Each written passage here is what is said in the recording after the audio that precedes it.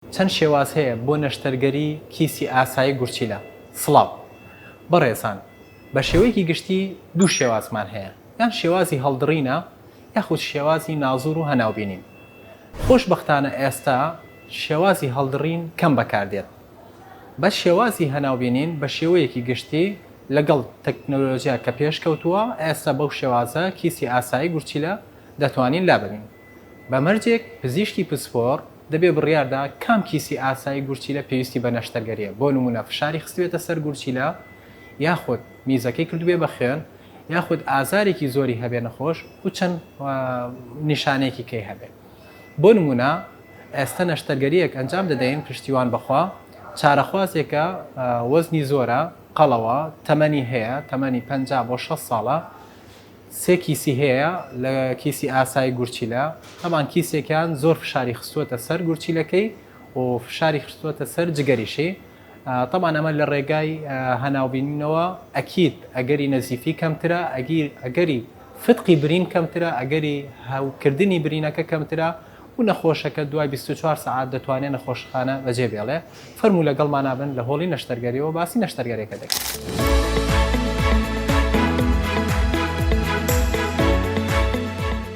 بەڕێزان، سەرەتا دوای ئەوەی سێ کونمان لە سکی کرد و ئامێری ناوزوورەکەمان بردە ژوورێ لەگەڵ کامێرە، دەبینن ئەوە بەشی ڕاستی گورچیلە کە چەوریەکە دایپۆشیوە هەوڵەدەین ئەو چەوری لەسەرەتی و پاڵی بە جگەری شەو نابووکە و ئاماژەمان پێ کرد.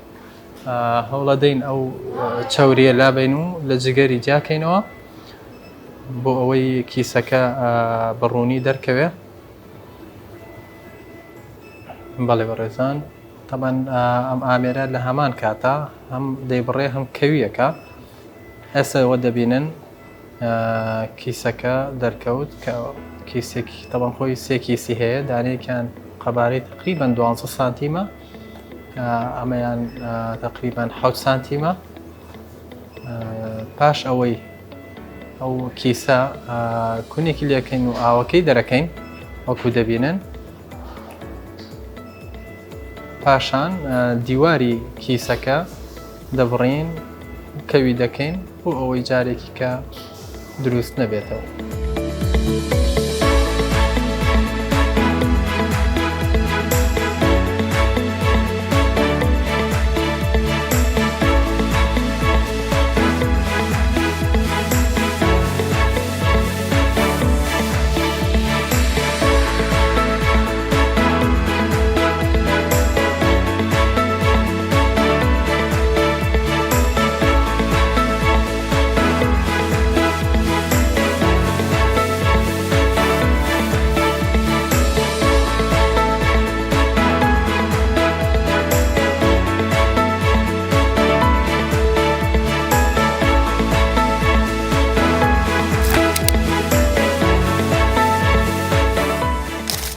طبعا سەرەتا بنای خۆی گەورە، زۆر سپاس بۆ بەڕێز دکتۆر زانە، زۆر سپاس بۆ نەخۆشخانەی میهرەبانی. ڕۆژێک لە فەیسبووکی سوودفە تەماشام کرد، بەڕێز کاکزانم دیت یەک عەمەلیات دەکرد، بۆ بەیانی هاتمە لای زۆر بە ئاسانی هەر بەبێ هیچ شتێک ناوەدە فەحسی نووسی، ناوەدە عیلاج و دەرمانەی نووسی، برێ بڕۆ پاژمان گەشتکەوەرەوە یەکسەر گوتی عەمەلیاتی دەکەم. گوتم وەڵا ڕازیم.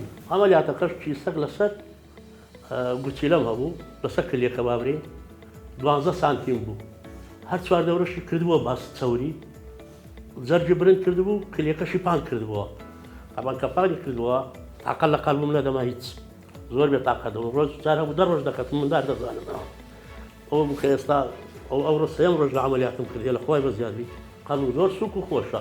ئێستا مایە بەس ئەو سۆندەی لێکەینەوە، ئێستا دەستی سۆنەرێکی دەکەم، پاشەوی سۆندەکەی لێ دەکەینەوە. ئیتر زۆر سپاسی دەخەم بەڕێز دکتۆر زانە، بەڕاستی زۆر یارمەتیشیدا.